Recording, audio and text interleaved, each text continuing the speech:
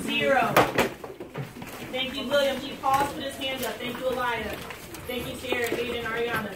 That was step 1. So pause right now. If you did not do that, that means you're now going to have to use the next bit of time to do it. But that's why we follow expectations the first time. Step 2 is to put your Do Now packet inside the front cover of your binder and put your binder back in your desk. You have 10 seconds to do this. Go. 10, 9, 8, 7, 6, 5, move with purpose, 4, 3, nice job, Raylan, 2, 1, 0, awesome, Fatima, Sierra, Elia, Nyla, Avion, great job, Aiden, Deja, Madison, very good. Hands are up, we're tracking forward as voice level 0. Thank you, Keanu. Thank you, Christopher, I see you. So we're no longer moving. You can see exactly calm bodies.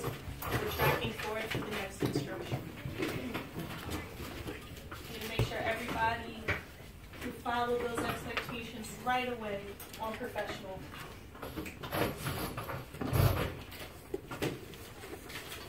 Very good. All right, hands down.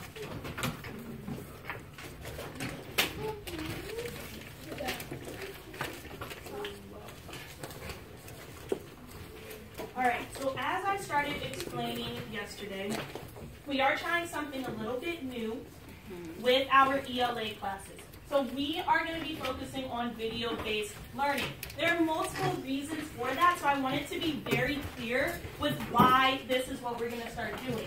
For one, it allows you to work at your own pace. So again, we're all different, we're all unique.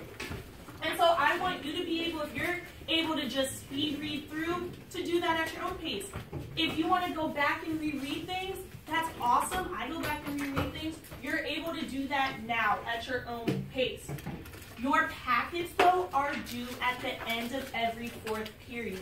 So that means when you are giving your packets during 2nd period, you know exactly what work is expected from you.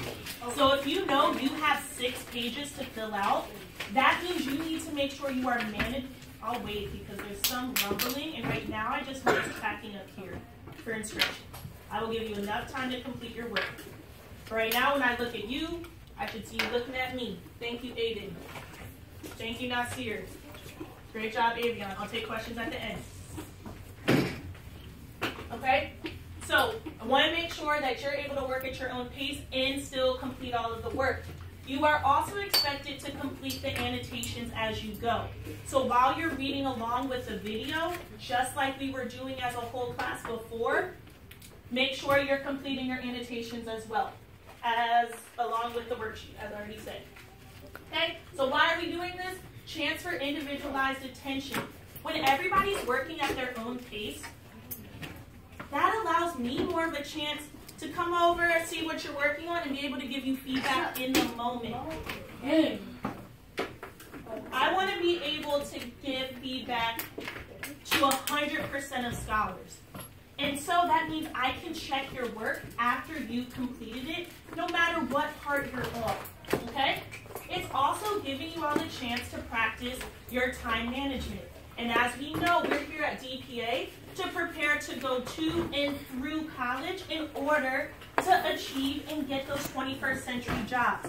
And in order to get those 21st century jobs, we have to be really, really good about managing our time. Okay, so computer expectations, they are the same as always, but to make sure we're all on the same page, I'll quickly go through them. It is silent and independent while you're on the computer. But since I know that this class especially loves discussions, I have still made sure that we'll have a chance to do turn-in talks or class discussions, okay? But while you're on the computer, you're silent and independent. When I look at you, I should see you're either tracking the computer screen, your Hatchet book with your annotations, or your work packet. So it's not a chance to be talking to anybody else or to lose focus. Your headphones are plugged in because, like I said, you're all working at your own pace. So people will be on different parts of the lesson at a time. Your pencils in your hand, ready to work at all times. There will be parts in the video that Ms. Driscoll has made where she will say pause here and write. That means you should pause the video and start writing. I'm going to pause right now because I am still missing a couple pairs of eyes. And I want to make sure we know exactly what to do when I release this. As I said, I will be walking around with my tracker and with my marker in hand to give you immediate feedback. I'm looking for complete sentences as well as textual evidence. Just like always, that's how we give strong responses. A note, okay, sorry, there we go. Sticky notes. I'm going to give each table group a particular color of sticky notes. I want to be super clear about the expectations because you want to make sure 100% of scholars meet them. First things first, they're only used for annotations. Let me say that one more time. The sticky notes are only used for annotations, nothing else.